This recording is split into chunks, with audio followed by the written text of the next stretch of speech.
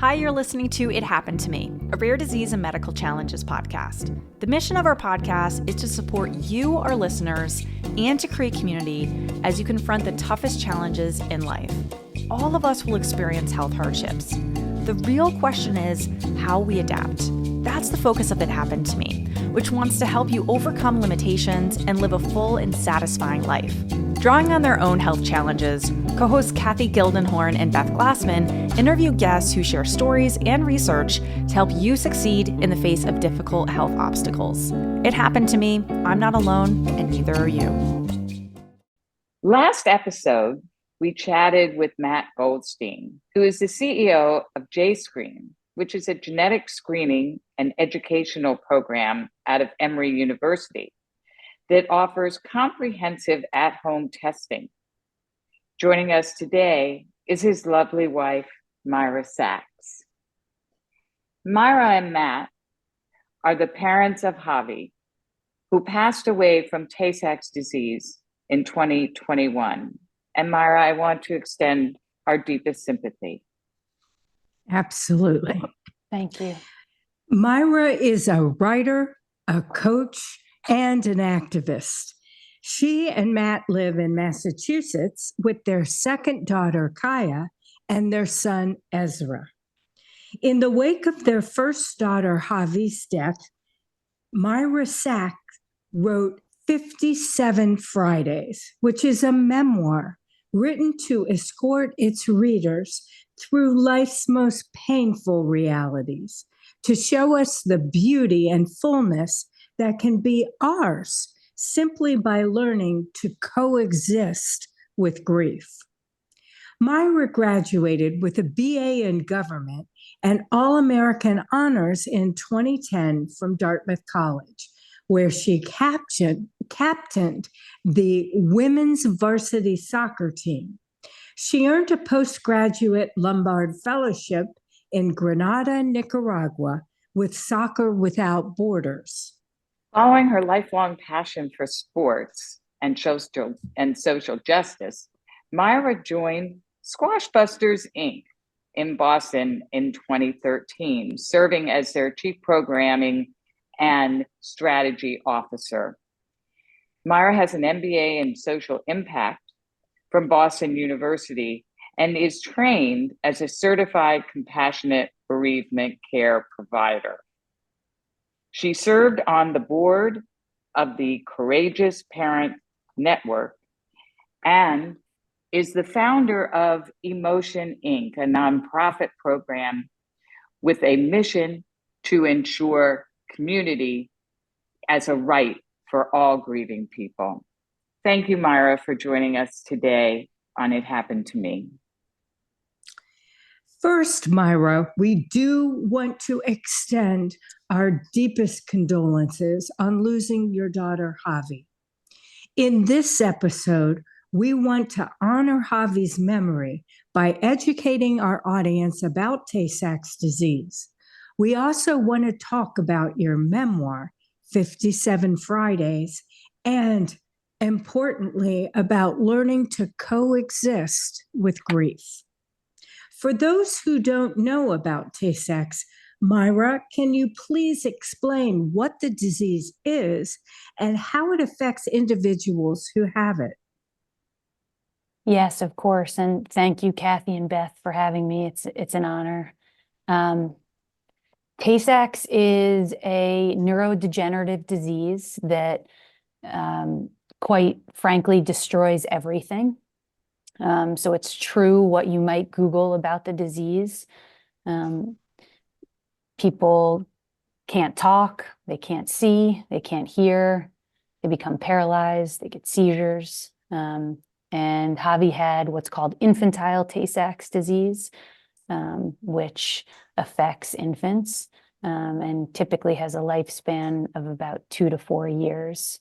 And importantly, it's an autosomal recessive disease, which means it's an inherited genetic disease where both parents need to be the carriers of the genetic mutation for the baby to have even a 25% chance of inheriting the disease. So Myra, that gets me to the question about genetic testing. Can you tell us about your preconception genetic testing?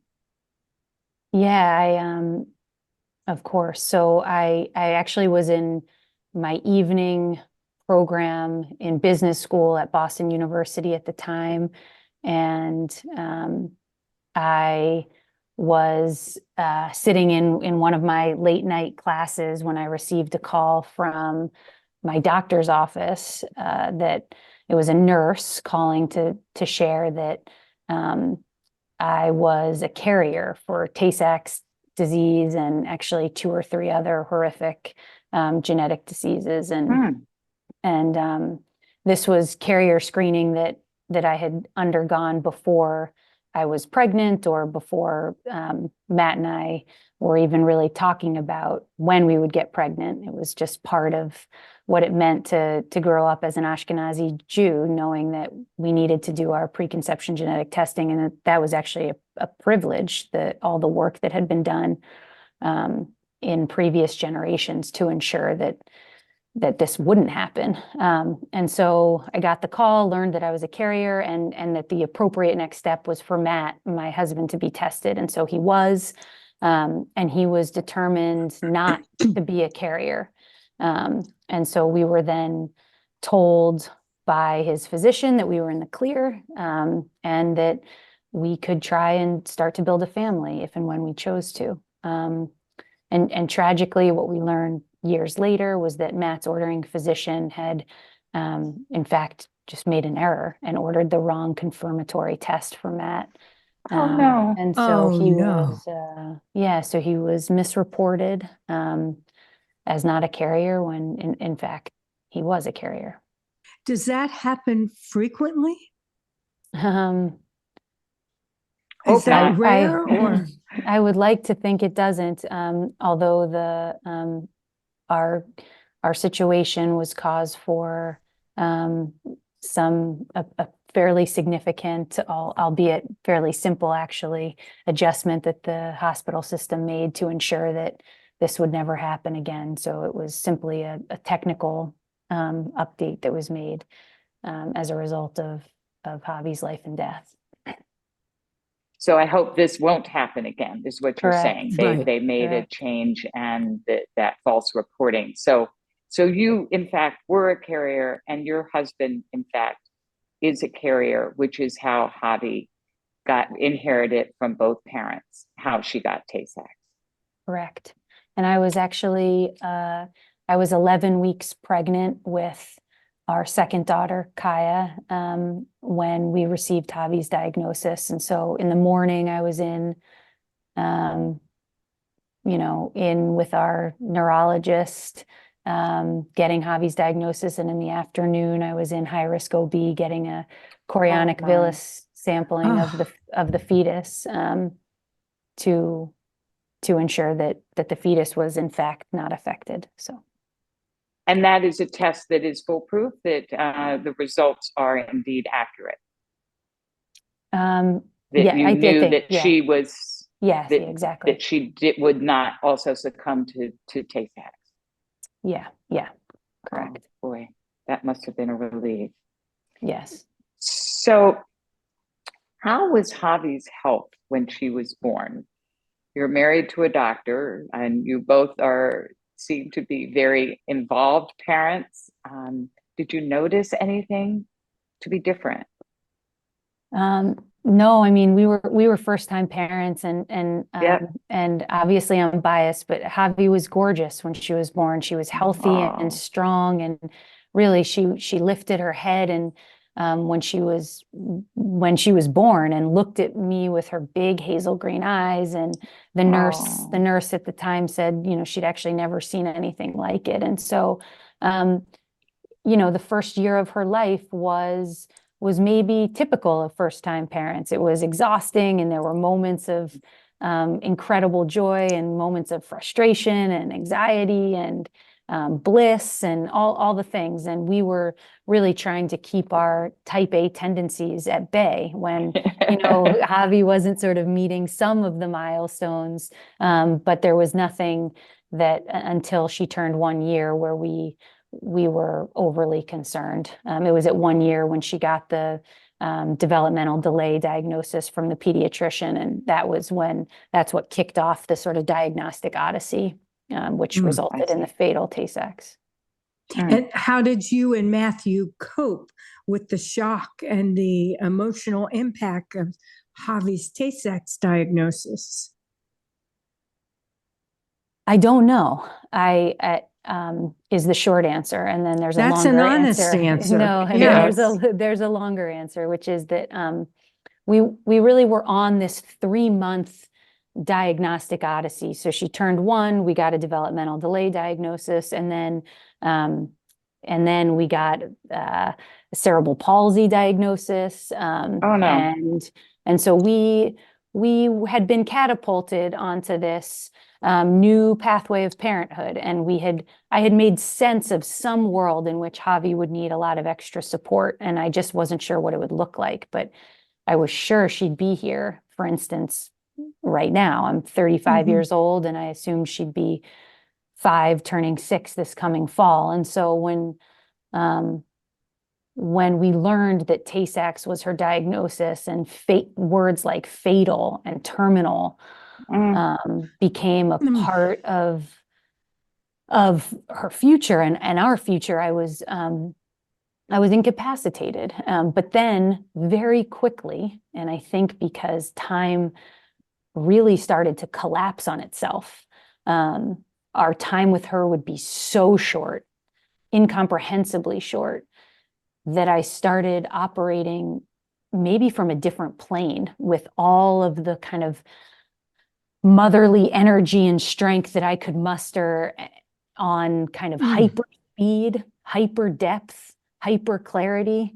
And that sense, that vividness really, and that accelerated time horizon was what led to this idea that we ended up coming to, which was this notion of birthdays. And it was this idea that Havi she'd only have 2 birthdays, and I, as her mother, couldn't wrap my head or my heart around that. And so what we came up with was this idea that we would combine her birthday with Shabbat, and we created what was called the birthday. And that's where 57 Fridays comes from, your book.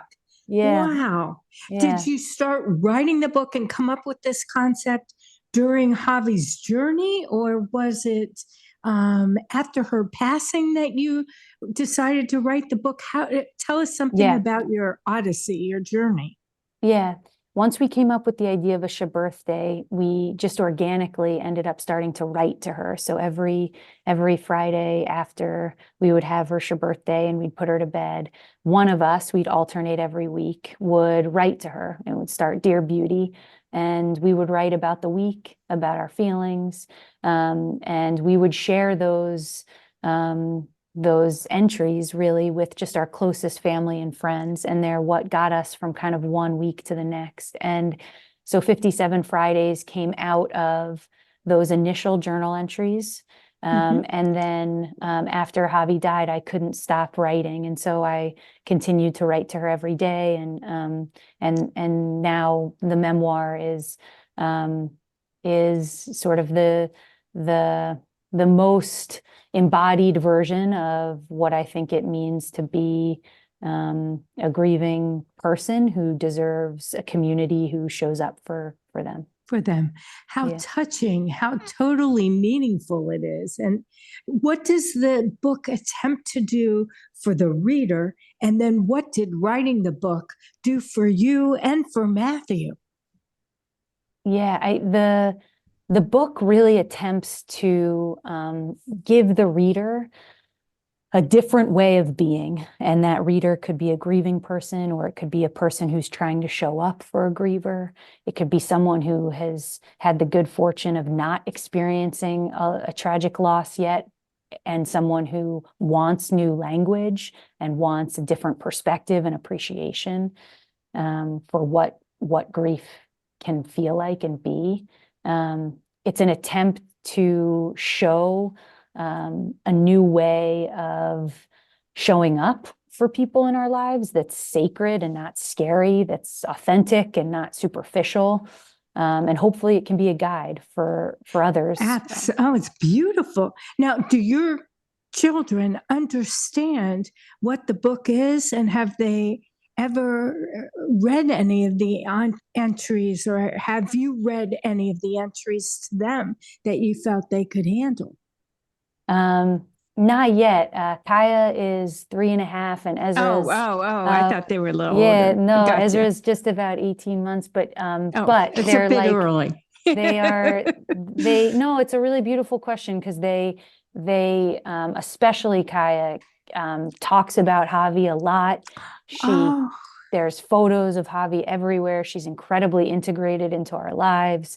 And so, yes, with it, I really wrote the book. You asked, what did it do for me? I think it not only does it kind of chronicle so many of our adventures, of our most intimate moments, but it also is, I really wrote it for Kaya and Ezra, so that they can know their sister in a way that they wouldn't maybe have access to otherwise. You are one strong, incredible mother and woman. I mean, I don't know about that.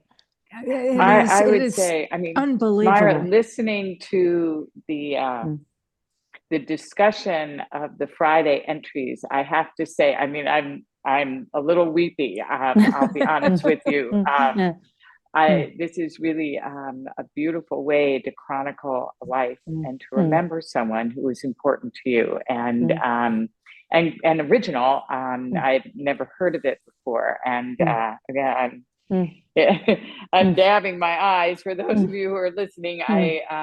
This is really very moving. So this discussion about coexisting with grief, how did you learn how to do it? Where did the skills come from?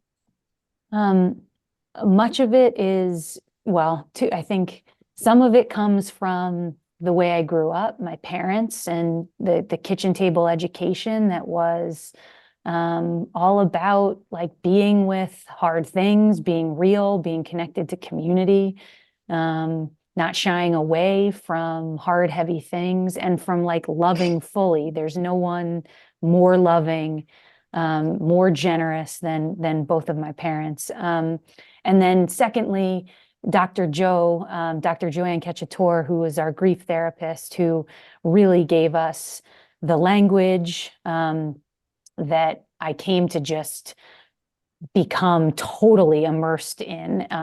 Anything she recommended that I read, anything she said, I would dig into. And so really it became this psychoeducation around grief and loss that I was craving. I needed to understand what was happening, what I was feeling, and how I could turn towards, really that's coexisting with grief. How do you turn towards something and give it space and time that it deserves to engage with it, so that it doesn't become paralyzing, that it isn't so scary, that it is in fact energetic in nature, and the only way that it becomes that is by being with it. And then maybe lastly, my extended family and my friends and teammates and people who were willing to be with us, to walk alongside us, who said, we're not afraid either, that we can hold a dying child, and we can appreciate her sacredness. Many of our listeners face medical challenges. And I feel that what you're talking about, coexisting with grief, is also applicable to them. Would you feel the same? How do you feel about that? The challenges that people face, major medical challenges in their life. There is a mourning of a past life that no longer is available. And I wonder, with the lessons that you've learned, how you could help our listeners face their medical challenges. Yeah, it's such a good, big, important question. I think that it's learning how to feel learning how to access our feelings can be so empowering. Being incredibly specific about what we're feeling and getting underneath maybe what is a superficial feeling of fear, that once we kind of unpack it, it actually is more about anguish, or more about rage, or whatever it is, I think allows us to start to trust ourselves. And when we trust ourselves, then we can become our own advocates, our children's advocates, our partners, in a way that can be really hard if we don't actually know what it is we're feeling or We're experiencing. confronting. Yeah. And I bet that yeah. those adjectives that you picked, anguish and fear, really resonate. Mhm. Both of those, I think, are really applicable. The anguish of what you've lost and the fear of what faces you. Yeah. And learning to accept those. I think that's a very interesting take, and very powerful. Well, thank you. It's wonderful that you can be so honest about where you are so you can move forward. And I think. No, I was just going to say, we talk about like moving with, as opposed to moving forward or moving on. Yeah, we talk about moving with, like as a way to be. And so, yeah, it's that idea of integrating our losses into our future in a way that keeps them with us, you know. And that's also something that those who are medically challenged need to do in order to be able to live with their new reality and still be able to live. Yeah. And I think it's so important. Did your training, I have to ask, as a certified compassionate bereavement care provider by Dr. Joanne Cacciatore, help you on your journey, help you write the book, process your grief? You seem that very taken with everything she had to offer you. Was it during this time, pre or post? When was it really integrated into your movement and your journey? Yeah, and we thanks to my sister-in-law, who basically stalked Dr. Joe until she would open up a slot for Matt and me. So we started having phone conversations with Dr. Joe when Havi was still alive. And so she was our therapist while Havi was still alive. And then and so I was introduced to her way of being. She gave us permission to feel. She never, ever pathologized grief. So all of that was introduced very early on. And then after Havi died, Matt and I continued to see Dr. Joe as our counselor. And then I went on to get further education, because, yeah, you're right. I was really taken by the field of traumatic grief. Wow. And then how does the Courageous Parents Network help support parents or caregivers? And did your work I know you're on the board, did your work on the board of the Courageous Parents Network help you in processing your grief and being able to coexist with your grief? So Courageous Parents Network was founded by Blythe Lord, and Blythe and her husband, Charlie, happened to live 12 minutes from us. And they were introduced to us by a colleague, a wonderful colleague and mentor of mine.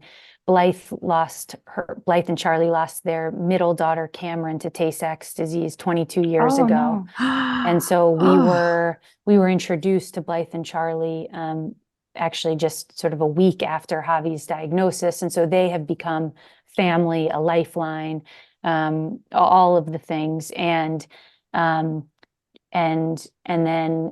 Courageous Parents Network has come into my life in a more professional capacity only recently. I'm now on the board, and I am just a massive advocate for what they do. And what Courageous Parents Network does is they really they orient and empower parents and other others caring for children with any serious medical condition, by providing really exquisitely, professionally curated resources and tools like videos and podcasts and guides and blogs, that pull from the wisdom of families and pediatric clinicians to help them navigate these just excruciatingly difficult experiences. So I highly recommend Courageous Parents Network. I really can't say enough about them.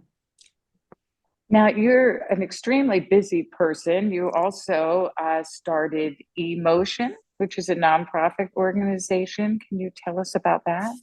Yeah, Emotion was born out of this recognition that in Havi's life and death, there were really three elements of healing, I think, for us, and healing being an ongoing process, but is really movement, the power of movement, the power of community, and the power of ritual. And so Emotion takes those three elements, movement, community, and ritual, and designs programming, designs trainings to try to create a more grief literate society. And so we run trainings and programs for non-grieving people, so people who want to get trained in our approach. And then we run what we call movement community models, which is a 10-week experience for grieving people.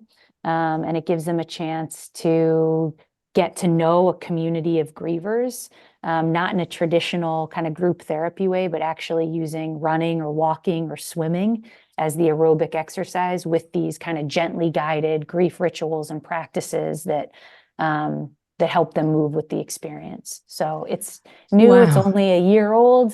Such good luck with this. But it's, wow. It's amazing. When talking about ritual, it made me wonder for a moment, do you still do any Shabbat birthdays with your kids, with your family, kind of in memory of Havi, or just to kind of keep the ritual alive? Yes, every beautiful. Friday. Every Friday. Yeah. Matt takes the kids to Rosenfeld's in Newton and picks up the challah. Kaya knows her birthdays. Yeah, we light the candles. We do it all. So it's yeah. Oh, that's so beautiful. So beautiful. It really is. I wonder, are you thinking about Emotion to help people who have loved ones going through hospice? Is that a future? Maybe, yeah, it's definitely a possibility. That anticipatory grief, and all of the accumulated losses that come with the reality that you're sort of bearing witness to someone you love who's dying. We've had one member of one of our groups who is in that situation. And so definitely we're talking about that. And so this is an athletic endeavor. This is, you mentioned swimming or walking. Yeah, there's definitely movement as part of the experience, and the movement is gentle, and it's based on whatever that participant, that community member can and wants to bear. So there's certainly no,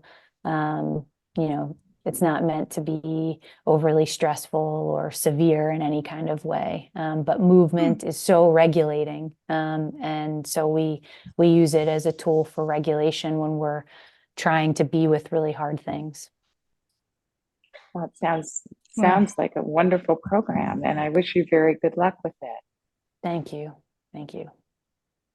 Well, I wonder, Myra, in closing, is there any parting advice that you'd like to share with our listeners? I wish that you didn't have to listen to this. I think my advice is to just trust yourself, to try to know yourself, to try to quiet all of the external sort of pathologizing messages that we get about grief and loss, and to try to honor how big how big the loss is and how immense it is and how ever-changing it is, and try to find people who will honor that with you, and to be gentle with yourself. Oh, that's beautiful. Thank you, Myra.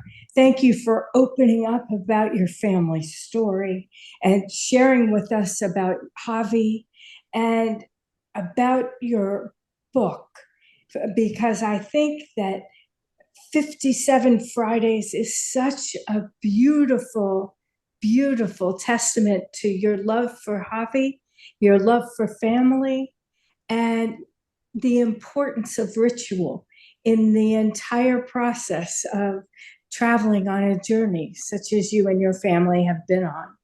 And I can't thank you enough as well for educating our listeners both about Tay-Sachs and about genetic testing, and the fact that nothing is guaranteed, no matter how much we hope. There are risks involved continuously with everything. But I wish you such luck on your book, 57 Fridays. I know the release Myra, when date- is it going to be? When is it April. going to be That's what I released? was just going to say. In Yeah. April, but April. April 2nd. What? April 2nd. Yeah. April 2nd. We'll look for it. And we'll Thank you. certainly Absolutely. plug it. And I know that it's going to be a valuable resource for a lot of people. For a lot of people. Thank you for doing that for all of us. And I want to thank Thank you you. so much for the concept of really learning to coexist with grief, because I think that's such an important tool for people going through incredible challenges in whatever form. Learning to coexist with that grief, that new reality, is just something you have to be able to process and be able to be honest with yourself about. And you've been so helpful in bringing up those issues. So thank you so much, Myra. Thank you. Thank you, Kathy. Thank you, Beth. Thank you. Thank you for listening to this episode of It Happened to Me. We encourage you to learn more at ithappenedtomepod.com.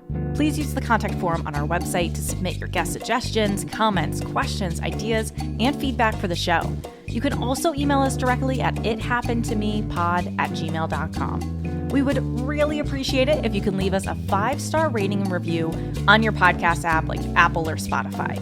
This helps others in the rare disease and medical challenge community find us. It Happened to Me is created and hosted by Kathy Gillenhorn and Beth Glassman. I'm Keira Deneen from DNA Today, and I serve as our executive producer and marketing lead. Amanda Andrioli is our associate producer. Ashlyn Anokian is our graphic designer. And remember, it happened to me. I'm not alone, and neither are you.